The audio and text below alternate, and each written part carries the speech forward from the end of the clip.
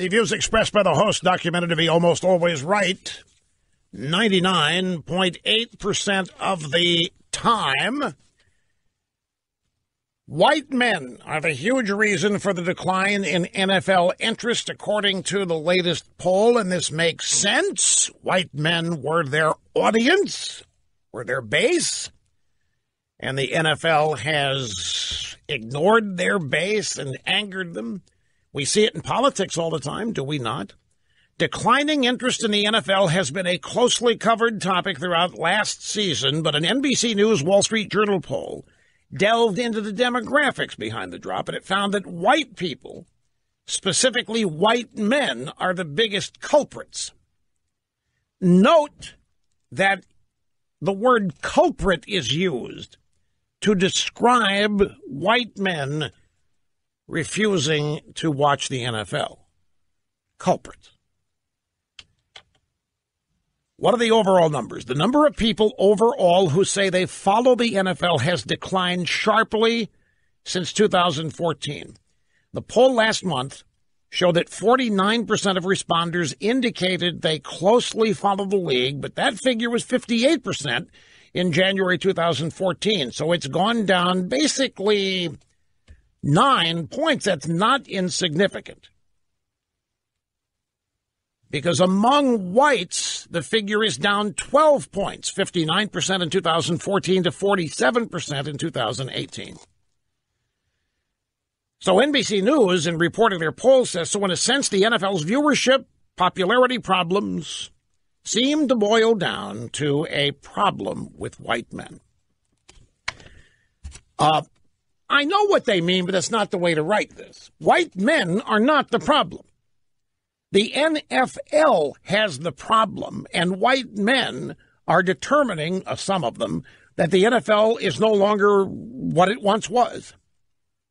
But this is clever journalism. You see how this is written? This is NBC News reporting on their own poll. So in a sense, the NFL's viewership popularity problem seems to boil down to a problem with white men. Now, you might think I'm being overly analytical. No, folks, you have to put this in context. Are there not stories each and every day?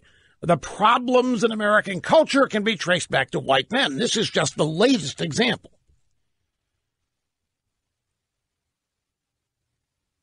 Subset of white men is white Christians. And then a further subset is male and female white Christians. But, I mean, they are the targets. They are the focus. Whenever there is criticism of intolerance. So what they really trying to say here, what they want their readers to conclude, is that white men who used to love the NFL no longer watching it because they're a bunch of intolerant bigots who are not willing to accept the modern evolution of the culture of the NFL. And so we have an entity that is losing its audience, and the problem is the audience. And the audience is intolerant.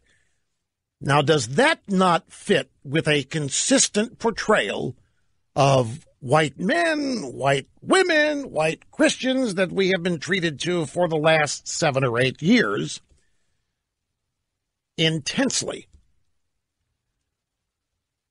White men are a huge reason for decline in NFL interest, is the headline. Okay, I can make a case that the headline's accurate. I can make a case the headline is not trying to play games. NFL's audience decline traced to lagging interest in white men. At least the problem would be pegged to the NFL. Right now, this whole story is blaming white men, blaming the audience, blaming the customer. And so this is written in such a way that it's not going to result in anything getting fixed, because the NFL is going to be assured that it's not the problem, that its problem is its audience. And I'll tell you the next thing to come. The next thing to come, mark my words on this. The next thing to happen is, and I don't know if it'll ever be stated publicly, the next thing to happen is that somebody will say, well, this had to happen sometime. The NFL's got to stay young. It has to stay hip. If it's to have a future, it cannot rely on its old audience base of white men. And so this is ultimately going to be portrayed as the NFL making a brilliant marketing move by angering its number one fan base. It won't be long before some drive-by sports liberal gloms onto that angle and credits the NFL for really being brilliant in its foresight. When the NFL knew all along what it was doing, allowing those protests. It was getting rid of the audience that nobody wants anymore. You wait, you're going to see stories like that, and it isn't going to be long. This is the first one. Drew in Lafayette, Louisiana. Great to have you, sir. How are you doing? Great, Rush. Bayou Bengal dittos. This assertion that there's some sort of racial component to explain the drop in the NFL popularity. If there is a racial component, how does that person explain the popularity of SEC football? The most conservative white males in the U.S. are in the South, and yet SEC football, ACC football, Texas football, those stadiums pack 100,000 fans. CBS pays the SEC millions for a weekly game, and there are a high percentage of SEC football players who are African American. So this racial component excuse in the NFL is ludicrous because how do you explain the popularity of SEC football? It's ridiculous. And Rush, if you've never made a night game at Tiger Stadium at LSU against an Alabama or Georgia, you need to do it because it'll change your life. Is that right? You will flip from the NFL to college in a heartbeat, and we want you on our team. So come on down to Tiger Stadium against the Alabama. Well, or that's Auburn awfully kind. I appreciate it. I've been to one nighttime college. Well, I've been to a couple of Nebraska night games, but I was sitting in the corporate skybox up there. Rush. Far. Well, I know. Hey, I was invited. What am I going to do? But I have been to one nighttime college football game in the stands when I was a kid. It was Mizzou, Arkansas. Now, I know that's nothing like Alabama, LSU, but at the time it was big. And I'm telling you, Mizzou won that night, and our hosts, my dad was a lawyer, had some clients down in Little Rock who invited, they were in tears. At the end of the game, they were crying. They were trying not to cry. They were trying to show us how tough. They congratulated us on the win, but they were crying. It was. I remember enough about the atmosphere to know what you're talking about. Well, but Tiger Stadium is different, and I think everybody will say that. So make it down to Tiger Stadium for a night game, and I'm telling you, there's nothing like it. Well, how do you even get in? I can't imagine anybody. I mean, the students don't even get very many tickets to these games, right? No, the students have probably about 10,000, and they get there early, and you can tell it's a big game because the aroma of bourbon kind of wafts across the field about an hour before kickoff. So then you know it's a really big game. An aroma? Aroma of bourbon. There is... there's enough that you can detect the aroma. Well...